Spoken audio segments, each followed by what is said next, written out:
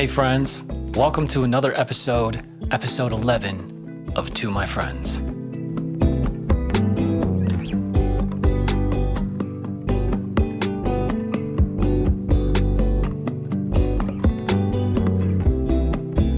So I want to address something. I think it was 2 episodes ago, episode 9, where I started it pretty wildly in the beginning, saying vulgar words. But I never really explained the joke that was in my head, and I don't think people got it based off of when I was talking to my friends about it. So what I was doing was imagining someone saying, like, doing a mic test in a stadium where there's like, the audience isn't there yet, but the people who are setting it up are. And the guy comes out and he starts saying those vulgar things, and they're just echoing and resounding throughout the stadium. So I just wanted to clarify that I'm not just out here saying those vulgar words just cause. There's reasoning behind here that makes the humor smarter than it looks. Okay. I might look dumber than I really am sometimes. And sometimes I might be dumber than I really look. Okay. So you never know. That's the mystery. That's the mystery of people. Honestly, I think a lot of people are like that. So welcome. I hope you guys had a lovely time. I know last week's episode was kind of wonky and off the normal schedule, but I was supposed to be having vacation, but there wasn't really when I got to. Okay, so let me start here. This is like 2 Saturdays. Okay, 2 Saturdays ago. Or no, it's 2 Fridays ago. That's 2 Fridays ago.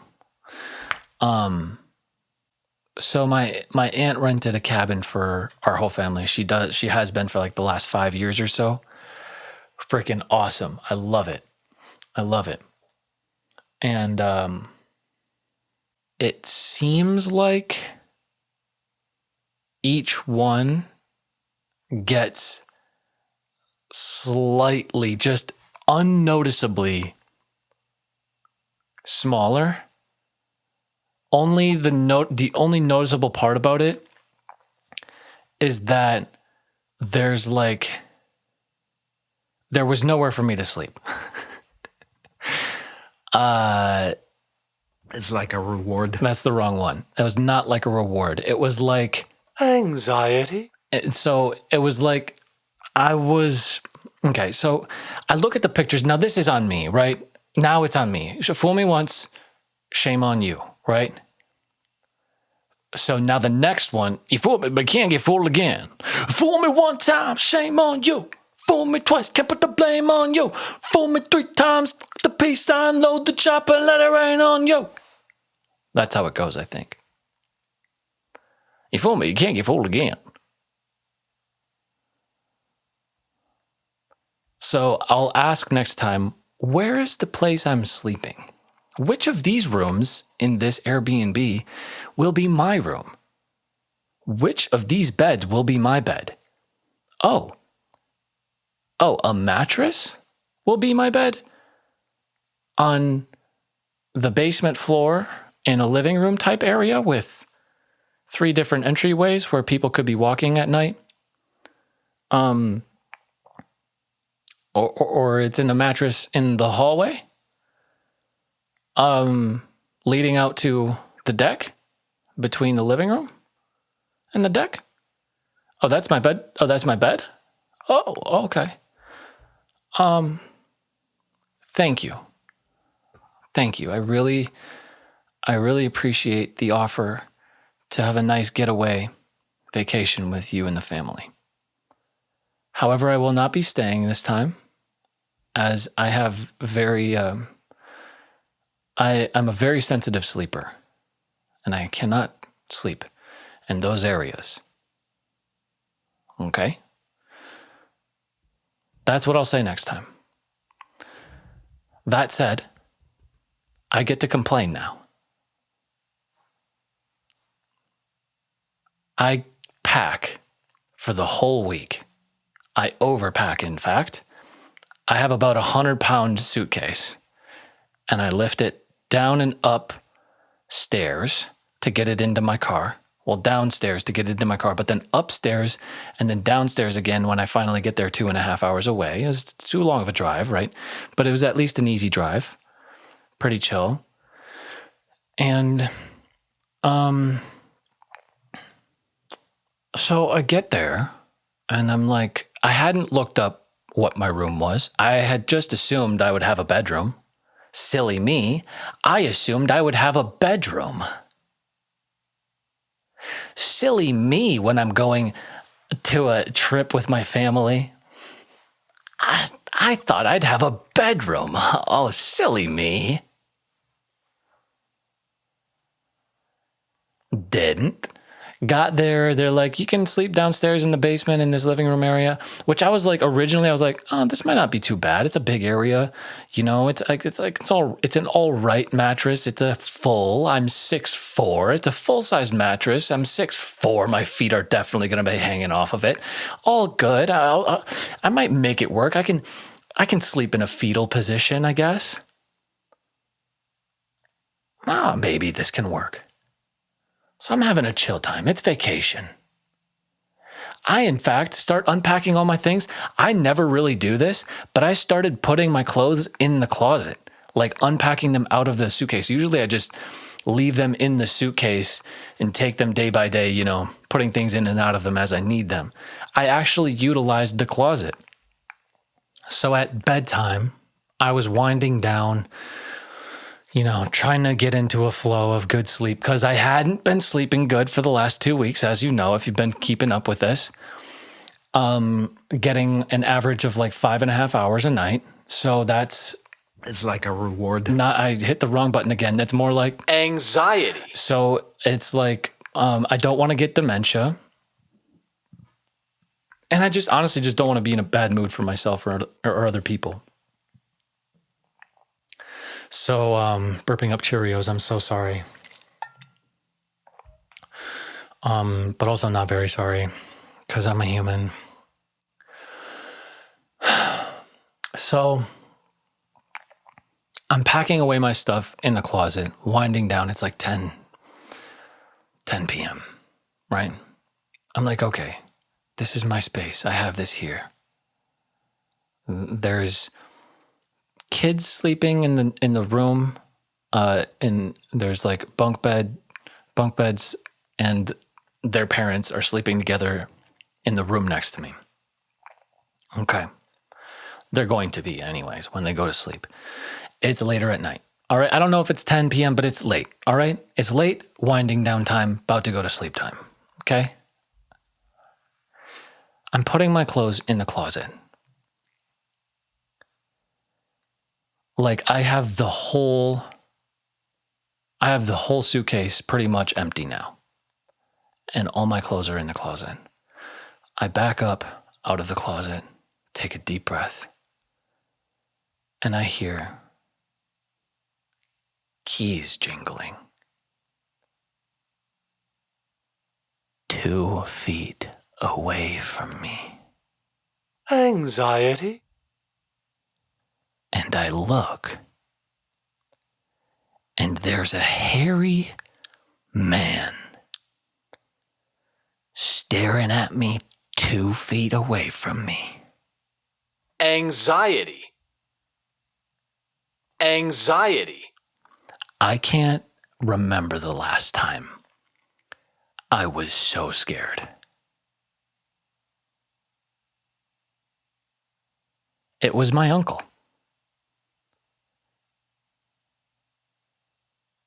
But my brain doesn't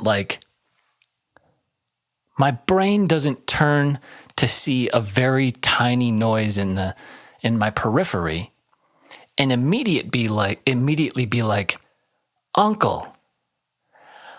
What my brain does in the instance of hearing keys jangling 2 feet away from me when it's bedtime and I'm in my bedroom is murderer. By the way, in a cabin in the woods with no service. Murderer. The first night I'm there, murderer.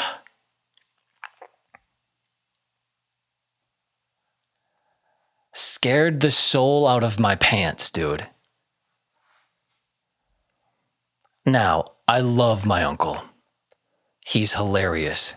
He's clever. He's a jokester. I love that. But dude, I haven't been getting sleep for 2 weeks. And now, when I lay down in the bed and I'm trying to get tired, all I can imagine is him being in the shadows somewhere. Anxiety? So I can't sleep, of course. Dude, what I actually said to him, I was like, after I jumped out of my pants so fucking scared, I was like, oh, dude, the fucking most bitch noise. I was like, oh no, now I can't trust this space. Just like trying to laugh it off, but also being so real, like, oh, now I can't trust this space to sleep in it.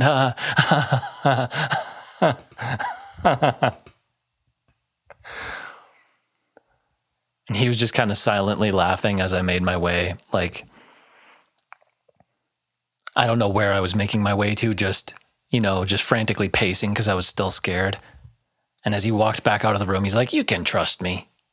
And then I was like, yeah, I know, but I can't I know I can trust you. It's just, I can't trust the space now. So dude, I don't know if he understood that. And I don't know if anyone really understands that, like how I don't trust a space. But like I think of people in the shadows now. Like my brain is trained to not think of that because I sleep alone. I live alone. And so like, of course, no one's going to be here.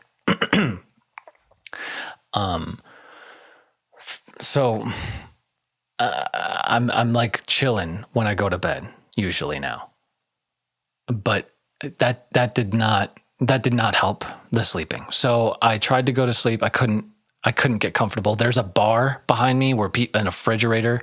People are definitely going to get up in the night and go and get something.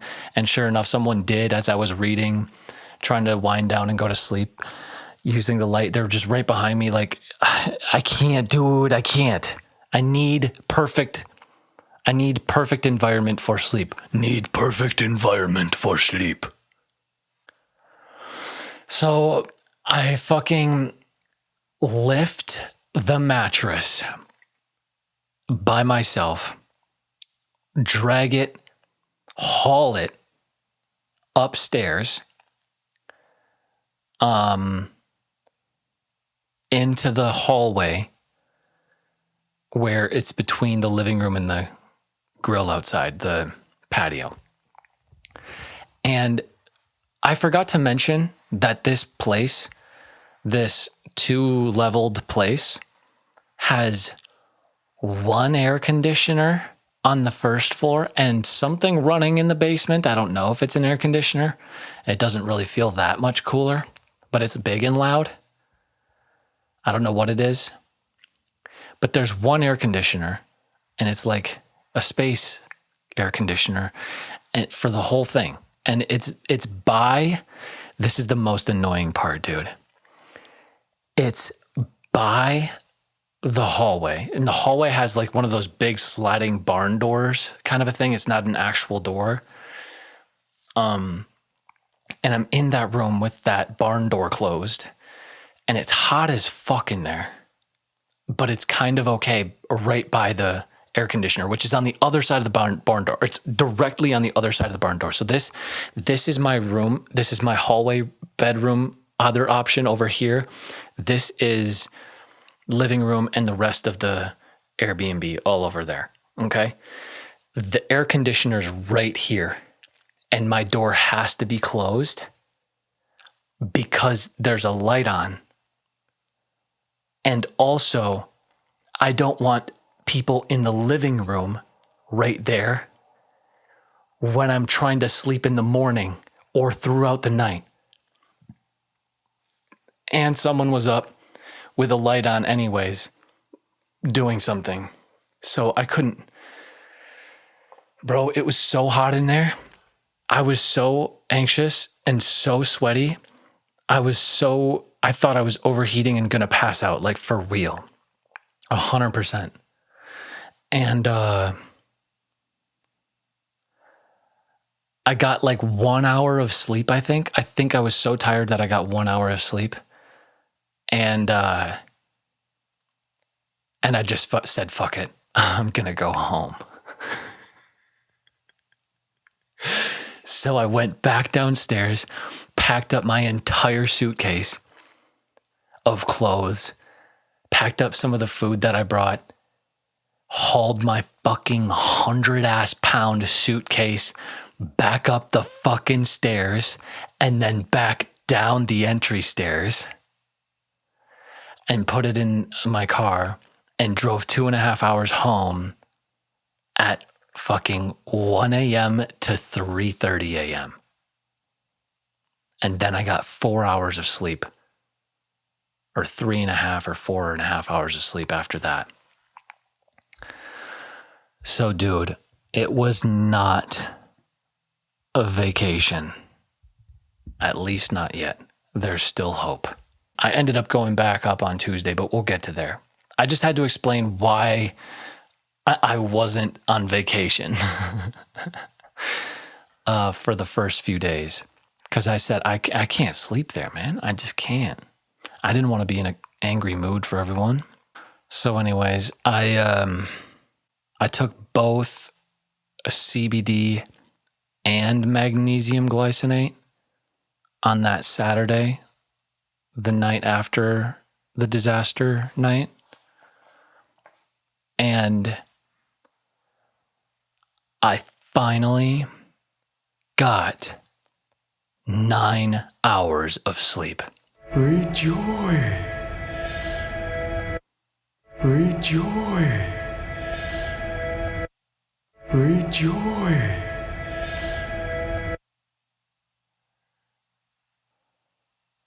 It was heavenly. The combination of CBD plus magnesium.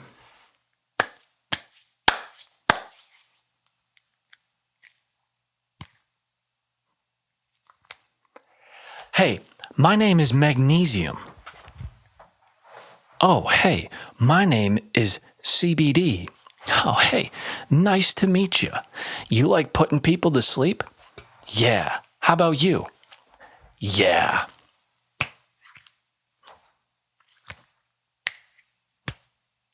Nice to meet you. Heck, yes. And that's been working like a charm. I've been getting at least 7 hours of sleep since then, with the exception of 2 nights ago because I stayed up late and I messed up my rhythms and stuff. But I got 8 hours of sleep last night, baby. Rejoice.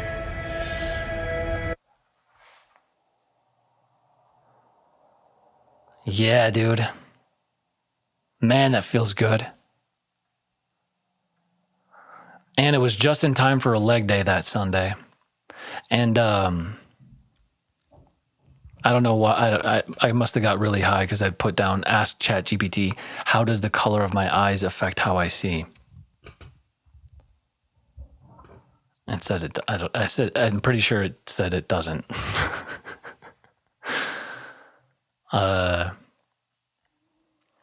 But yeah, dude, man, leg day is always a grind, but it's nice. Honestly, every workout day is a grind for me, honestly. The arms ones too, the core ones, Dude, they're all fucking, did I just get fucking, I'm just fucking, girl. What is this, dude? What is this, a middle school dance? Cause I just fucking, dude, when I was in middle school, I just fucking grind, baby. I don't grind middle schoolers now. That is not cool.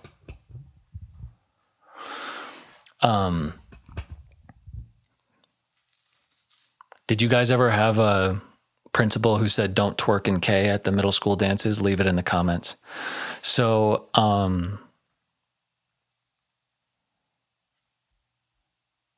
but yeah, I like to grind, dude. Working out. Monday, got another round of golf in all by myself. Played at a different course this time. In fact, I wasn't surrounded by anyone. There wasn't anyone behind me or ahead of me. I just played a good game and I still did bad. So I hit it so hard into the woods one time that the trees were just like, no, dude, we feel bad for you. Here's your ball back. It just kicked it right back out into the rough. So that was nice of the trees to do for me. Lucky little bounce there. And I also practiced bags, cornhole, on Monday, practicing to become professional in that now. I'm going to be a professional cornholer.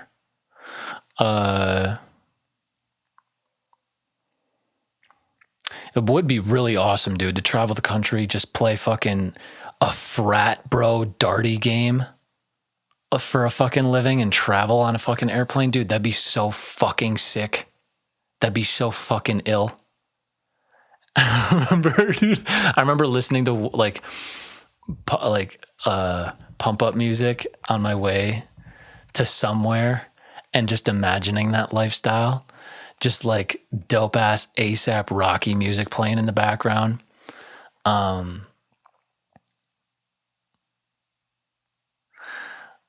Just fucking playing cornhole. Change the name of it. You know? Cornhole. It's sexual, okay? And I know doing that mannerism is not mine, but it called for it right there. It called for it. All right. So I go back to the cabin on Tuesday and it's all good because I have a place to sleep now because now I feel shitty saying this. You guys won't understand. My grandma slept in the room with the kids and the parents in a bunk bed, okay? She was, I'm sure, on a lower level, okay? So I couldn't have done that, but she's able to do that. And she ended up having a nightmare of a crow pecking her eyes out. So, and she jumped out of bed apparently, and she was okay, but she scared that family a little bit too. So I guess she got my uncle and his family back. So gangster ass grandma. Heck yeah. Go grandma. It's like a reward. So,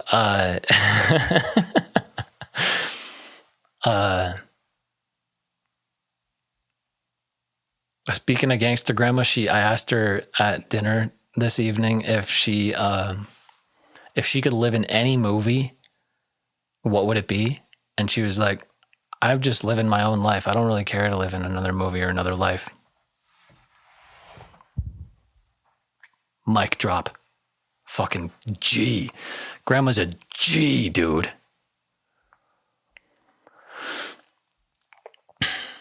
But anyways, the things with family, family is still there on vacation.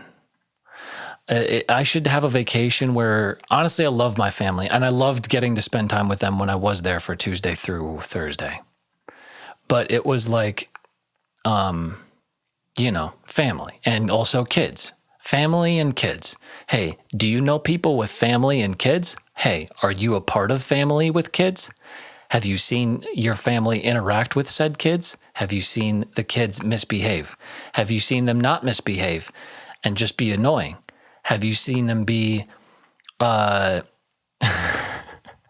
Have you seen them just be kids and the parents are just fed up with it? That's every family, right? That's every family. So you get it. I know you get it. If it's not your family, what? What planet are you from? Can I visit? Can I visit there for vacation? Is there a bedroom I can stay in?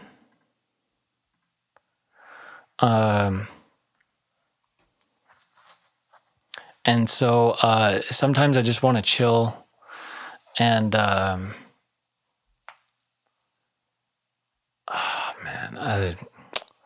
some of this is just like, some of this I put in here just for like kind of therapy notes, honestly. So I don't really care to go through all of them. But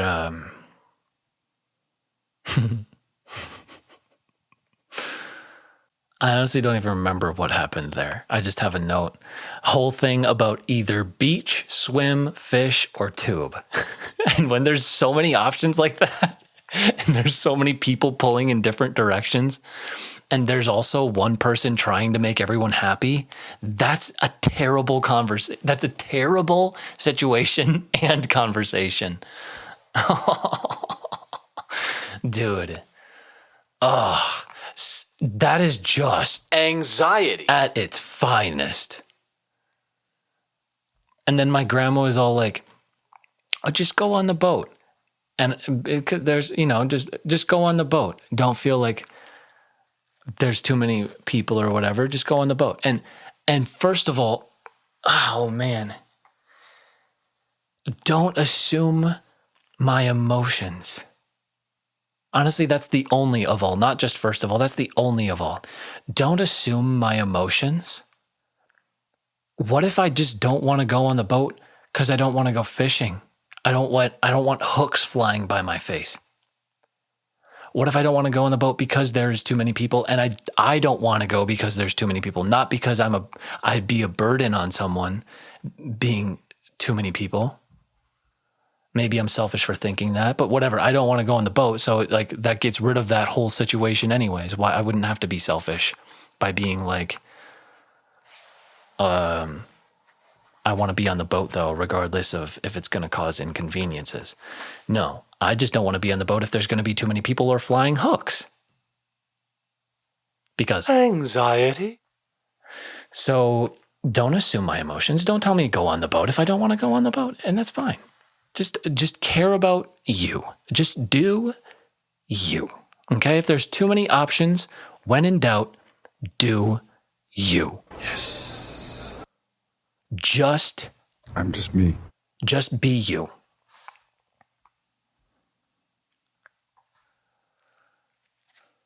And don't try to make everyone happy. That's just going to be, you're going to be Spider-Man with his fucking webs trying to stop that huge ass fucking train from going off the gosh darn cliff. The first Spider-Man, for any of the real OGs out there. So then after, dude, so our family is chaos, right? Sometimes, and sometimes it's peaceful and fun and chill and nice. But like, you know how like you don't know if it's going to be peaceful, chill and fun and nice, or if there's going to be chaos happening soon. Everyone's just kind of on the brink of chaos a little bit. So you don't really know. There's that stress happening. There's that nice little hum of a frequency happening throughout the entire time with family. And then to put the cherry on top, my grandpa is there, and he's just chilling, doing him. Of course, he's going to do him wherever he goes. Doesn't matter if he's on vacation. He will turn on drama or people dying, as I've mentioned previously. So he's got CSI Chicago or whatever, Law and Order Chicago or whatever the fuck, Blue Bloods, fucking with Tom Selleck or whatever. And you just know he wishes he was Tom Selleck, or he idolizes him because one, he looks like him. got the big fucking mustache. His hair is a little grayer, my grandpa's. But Tom Selleck in that show is so fucking stern and just. And I know my grandpa strives to be that way. That's one of the things that's another one of the things I admire about my grandpa is like he tries to be so fair to people, and like he can see like how things are so fair to people. But then it's crazy, right? Though, because he can be so just about some things, but then he can have people come take pictures of me on my patio at 8 a.m. in the morning. With -8 minutes notice. Anxiety. Right?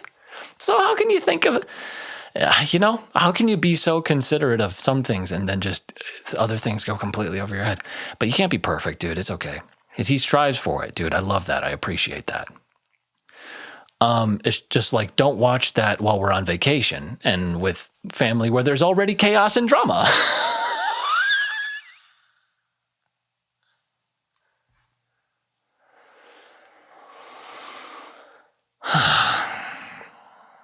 Just fucking someone choking on their own blood with bullet holes in on their chest on the floor. With children around. Hey, there's children here. Hey, there's 2 12-year-olds and a frickin' 9-year-old here. Not even 9 yet. In a couple weeks. It's actually tomorrow. Happy birthday to my little cousin, which would be yesterday when this is coming out. This is coming out the day after her birthday. So, happy birthday, little cousin. Hope you're not watching this until you're past 18. Or ever at all, really.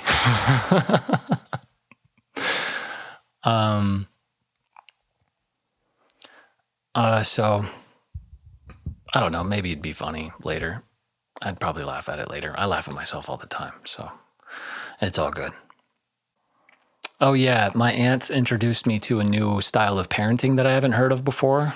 Let me know if you guys have heard of this FAFO parenting. FAFO, fuck around and find out parenting. Like if your child's being annoying on the boat and they're not shutting up or they're not stopping doing whatever it is, they're not bickering back, they're not sassing back at every single thing you say, or they're not stopping doing that, then you can throw them off the boat if they have a life jacket on, right? It's that kind. It's reasonable force, non-lethal, it's non-lethal, non-trauma causing force. Because they have a life jacket on. They'll be safe. Now, if they bump their nose and get a bloody nose on the way out the boat, oh, you fucked them up for life. Congratulations. So you got to be really careful about that. But I don't know. That might be effective, honestly. If you really got to be a professional at it, though. I think you got to practice with. You can't really practice with dogs because they don't really get it. There should be a simulator video game called FAFO. Fuck around and find out. And be like, option A, throw your child over the boat with a life jacket on. Option B, throw a leash on them. Option C, tell them that they can go tubing and that you'll go really slow and then go really fast. But don't knock them out. Option 4, go really fast and make them go out of the tube when you told them that you wouldn't. Which one is the wrong answer? Answer number 4, correct. All of the other 3 would probably work and be okay, as long as the leech doesn't go into their eye or start sucking their blood. So that'd be good practice. People need to toughen up these days. Says the most fucking sensitive person I know, dude. Me. And I might know one person who's a little bit more sensitive. So,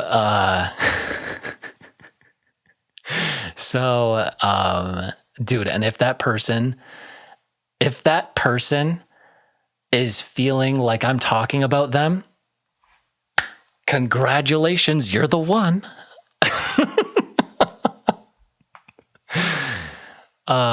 Man.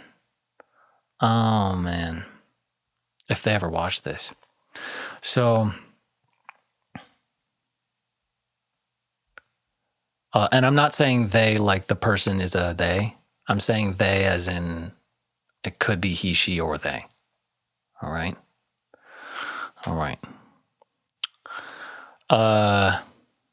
Thursday. Oh, Thursday I did a bunch of water sports, dude. Fucking did paddleboarding. I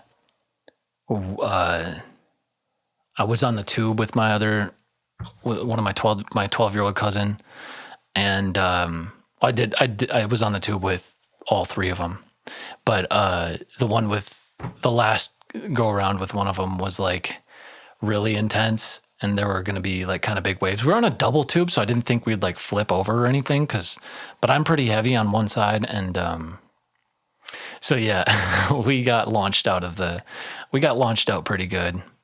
That was fun. We hung on to one though. Before that, we hung on to one really good. It was awesome. And it was like it was a huge wave, but it wasn't huge. I've had really huge waves in my past when I was his age, like 12, doing tubing and stuff, dude. Oh my gosh, dude, there were monster waves. You'd hold on to that thing like it was a spaceship flying into outer space onto that tube, dude. And like the waves were fucking 10, 15 feet high, it would seem like. Crazy, man. That uncle was wild. He'd have such an evil laugh and just go, oh man. Heck yeah, dude.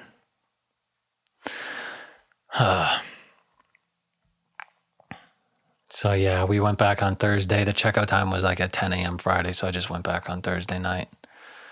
I went right back at it at the gym the next day too. Dude, I'm so fucking good. I'm so fucking disciplined, dude. Speaking of discipline, I gotta work on my posture. I'm so fucking disciplined, dude. I'm getting better at that though.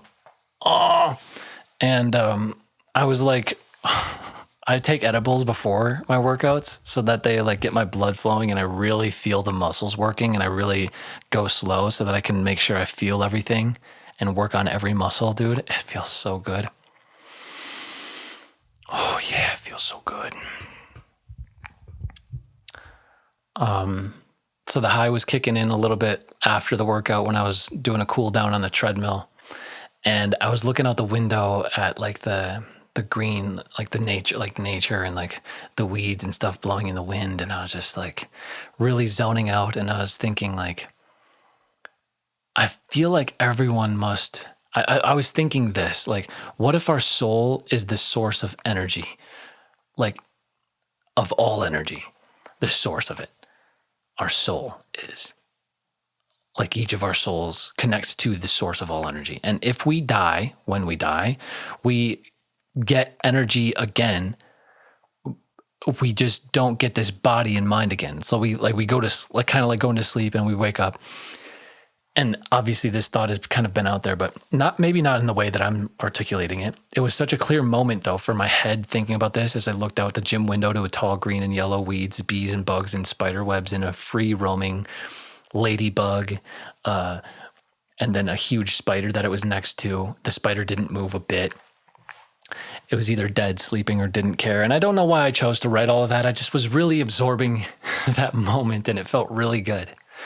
So, but like at some point in everyone's life before they die, they must feel that, right? I had this thought, like, what if everyone in their life at some point felt that so that they could know that it would be, everything will be so okay in the end because there's a new beginning. If everyone could just know that everything will be okay in the end, because then there would just be a new beginning at the end. I feel like a lot more people would unalive themselves and check out of life. But You know, that's shitty too. That'd be really sucky. But then imagine, like, for those who would be willing to stay in this one, like, now I'm getting way off on some philosophical shit, but like, if for those who would be willing to stay in this one together with the people that they're here with, that might be pretty cool. That might be really special too. So I don't know. I just wrote down energy. I believe in it.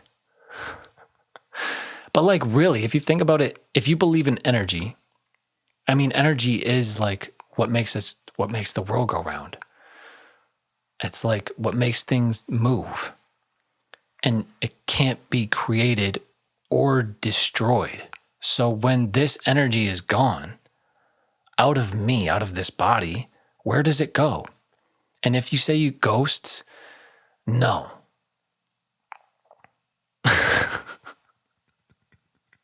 At least not ghosts in the typical sense where you can feel, sense, or hear them or see them or anything. I think one, I don't want to believe in ghosts, but two, there's always something that's like, yeah, but it could have been this or it could have been that. You know, there's always something. People hallucinate. That's a thing. So like, how do you know? And hallucinating people have genes with their family who will also hallucinate. So if you have a family of people who say, oh, y'all hallucinate.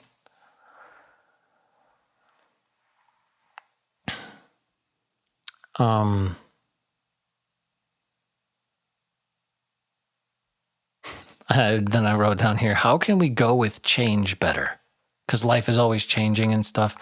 And I was like, choose to change in dance-like rhythm and feel that flow. And feel that dance-like rhythm flow. Choose to change in dance-like rhythm. Anticipate the change, not too much, because that's anxiety. Because that's anxiety. So, you know, and speaking of that, I was like, after that workout, I was late for work because I had to work the next day, of course. And I was thinking of like how much it sucks to be in a rush. And I wrote down a fucking list of commandments for myself. I was like, and commandment number 1 was, what was it? It was like, acknowledge the rush. Don't be in it. Don't be in one. Don't be in a rush. Acknowledge it, but don't be in a rush. Because when you're in a rush, nothing goes really right. And you're anxious. And you're feeling crappy. So if you're in a rush, next time you feel yourself in a rush, try this. Try my product.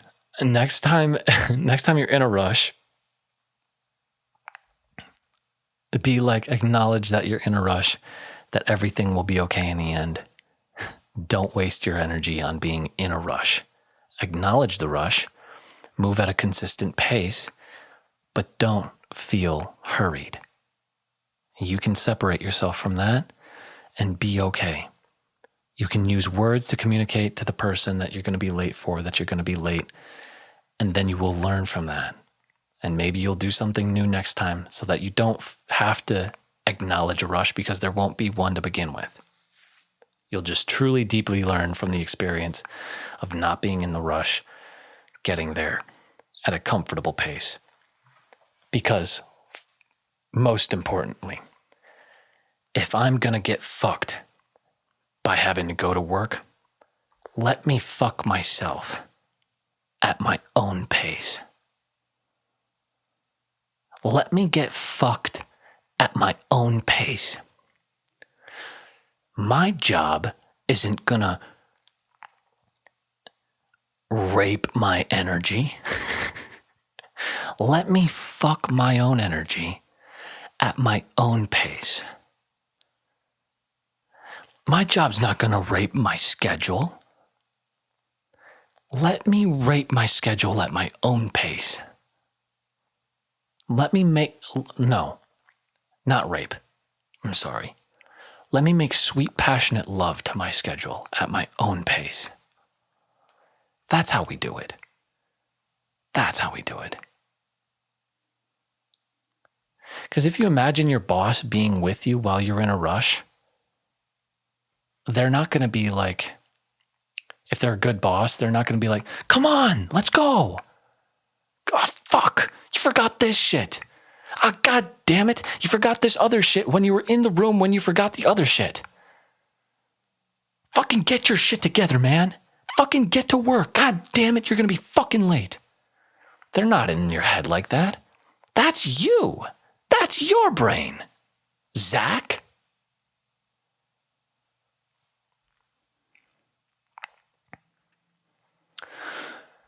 So that was that. That was that day.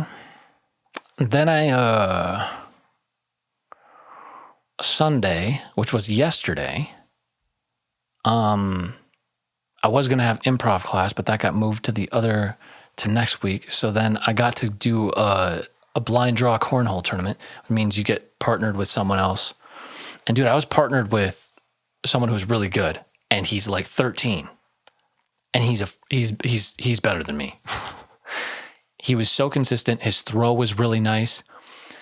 And dude, I had been practicing, but before I got there, I was listening to Sodium by Bones as I was rolling in the parking lot. And if you don't know what that sounds like, just imagine some emo white boy shit, but he sounds like A$AP Rocky kind of influenced music. It's like really like fucking high but badass music. You're high, but you're feeling badass as fuck. That's what that is. I was rolling in with my windows down playing that music, and I hear live country music playing. Anxiety. But it's all good. I'm still bumping my music. It's all good. Park my car. Go in. Or out, I guess, because it's outside. And the country music's playing absolutely too loud. Anxiety. And it's to the point where all of the S sounds and high-pitched sounds are like making me kind of flinch every time they hit, because you don't know when they're coming, but they're just like making you twinge a little bit. And I couldn't fucking focus. I was playing the worst cornhole games with the potential that I have in my life. It was so bad. I was so inconsistent and so off. It was windy, but that, you can kind of adjust to that at least. But there's just a lot of factors happening, but the fucking country music, and it's just this one guy. Oh man, bless his soul, because I'm a musician too, and I would hate to be in that position of being somewhere where someone really doesn't want you to be playing.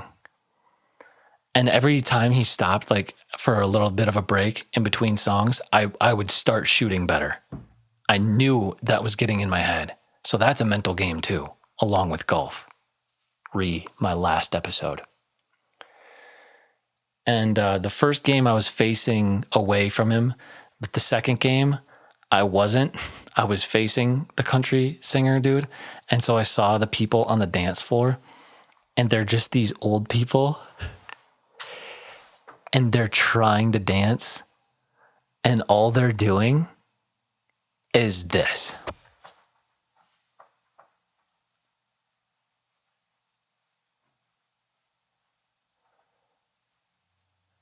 And then the song was almost over. It sounded like it was over, and it was like about to be over, and they kind of stopped dancing because they're just like, we feel silly, but we're out here dancing. We're having a good time, and we feel kind of silly, don't we?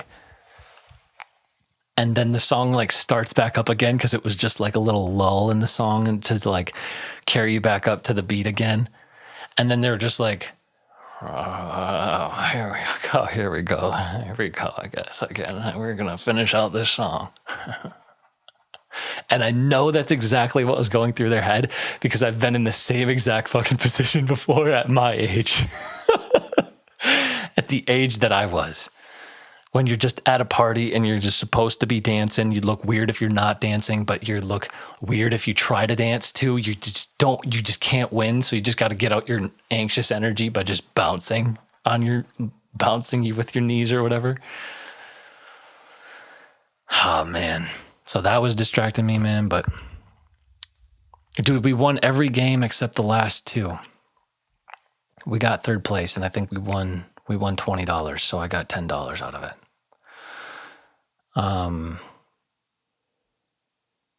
But the entry fee was $10, so broke even. But also, I won $10 because my mom paid for me. Shout out, Mom. It's like a reward. So today I had a psychiatrist appointment, and I had scheduled it back in June. That's 2 months ago.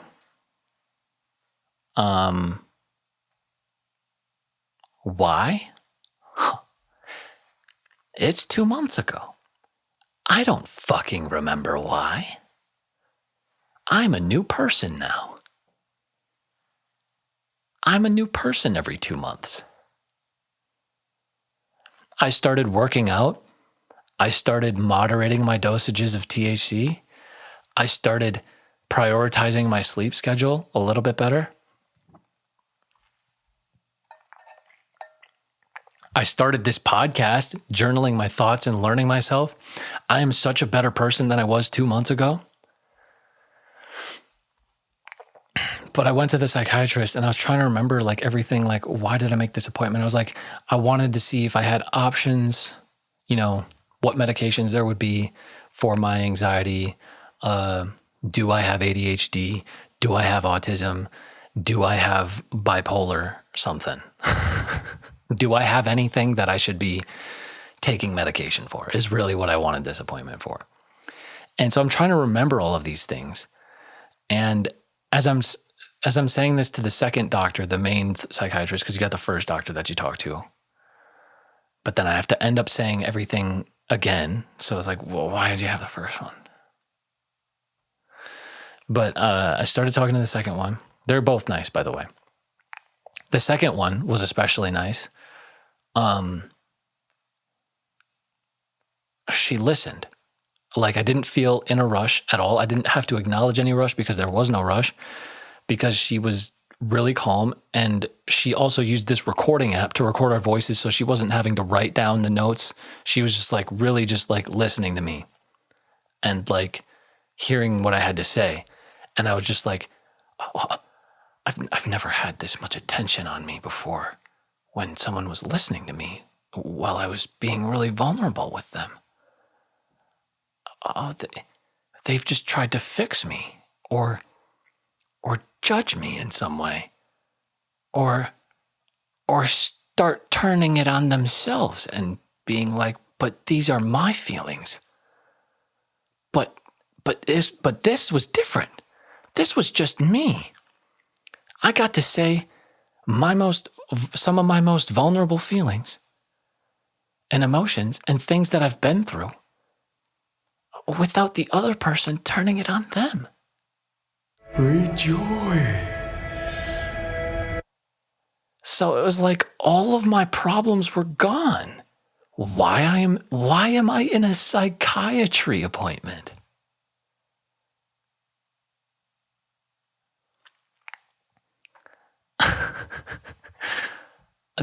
But she was like, yeah, I mean, I don't want to say the things that she might think that I am because she only might think I am those things. I have those things or whatever. So, but long story short, I am going to take a certain medication and wean off of I hate that word, wean off, wax off. I'm going to wax off. That's even worse, actually. I'm going to wax my wean off of THC. And I'm going to decrease the amount I'm using, THC, and eventually start taking that medication. And then see if it really is just anxiety / depression, or if it really is ADHD / inattentive, or if it is bipolar 2. And I said I wasn't going to say what they were, what they might be. We don't know yet. But I don't care, honestly. I'm going to own it, whatever I am, whatever I am. And I am what I am right now. This is the brain that I have. I'm not ashamed of it if I do have bipolar 2, or if I have ADHD, or if I have autism, or if I'm just 100% full-on mentally handicapped, or whatever the fucking politically correct term is these days. So yeah, the prescription for that is $6 a month. When Magic Mind and THC is like $200 a month, what I've been spending on them shits. So that's a huge help for my budget.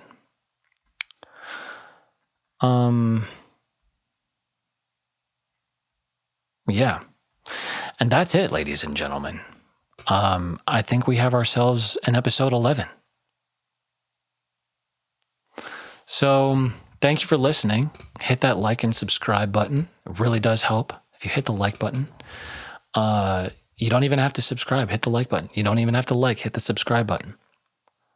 You don't have to do either, because no obligations. Commandment number 1, acknowledge the rush. Don't be in one. Commandment number 2, no obligations.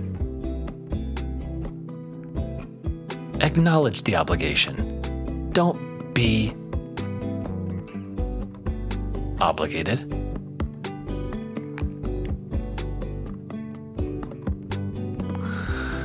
So you get it. You get it. All right. Thank you for listening. Thank you for watching. Catch you next week. Unless I go on a vacation to another planet where there's a family that never experiences. Honestly, I love the chaos. I love the there's beauty in the madness and the chaos and stuff. But anyways, peace and chaos.